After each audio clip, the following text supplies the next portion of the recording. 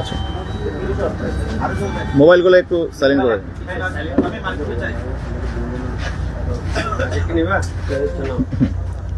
আচ্ছা, শুরু করছি। আজ 4 ফেব্রুয়ারি 2026 তারিখে গোয়েন্দা তথ্যের ভিত্তিতে উখিয়া উপজেলার রোহিঙ্গা ক্যাম্প 1 ওয়েস্ট থেকে সেনাবাহিনীর নেতৃত্বে একটি যৌথ অভিযান পরিচালনা করা হয়েছে।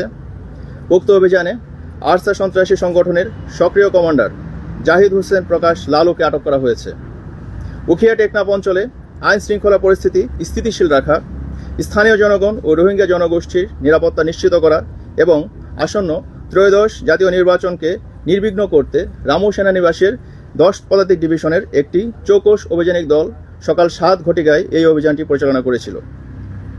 গোয়েন্দা তথ্য অনুযায়ী আটককৃত লালু দীর্ঘদিন যাবৎ আরসা প্রধান হাফেজ আতাউল্লাহ আবু আম্মার জুনুনির ঘনিষ্ঠ সহযোগী ও দেহরক্ষী হিসেবে দায়িত্ব পালন করেছিল এবং মিয়ানমার ও বাংলাদেশের আরসা এর বিভিন্ন সন্ত্রাসী কর্মকাণ্ডে সে সরাসরি জড়িত ছিল।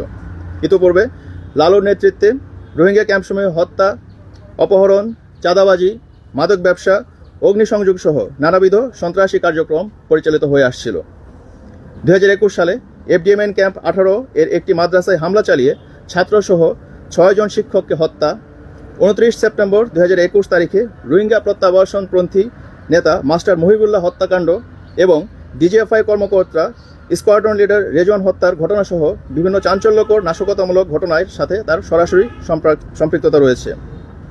আটকের সময় তার দেহ তল্লাশি করে একটি বিদেশি পিস্তল এবং 2 রাউন্ড অ্যামুনিশন উদ্ধার করা হয়েছে। এই অভিযান দেশের আভ্যন্তরীণ নিরাপত্তা, রোহিঙ্গা ক্যাম্পে শান্তি শৃঙ্খলা বজায় রাখা এবং গণতান্ত্রিক প্রক্রিয়াকে সুরক্ষিত করার ক্ষেত্রে একটি গুরুত্বপূর্ণ সাফল্য। ভবিষ্যতেও এই এলাকার আইন শৃঙ্খলা পরিস্থিতি নিয়ন্ত্রণে রাখার জন্য আমাদের এই ধরনের পরিস্থিতি এবং এই ধরনের অভিযান অব্যাহত থাকবে। কোথাও কি আপনাদের এলাকায় কোনো জায়গায় কি আপনাদের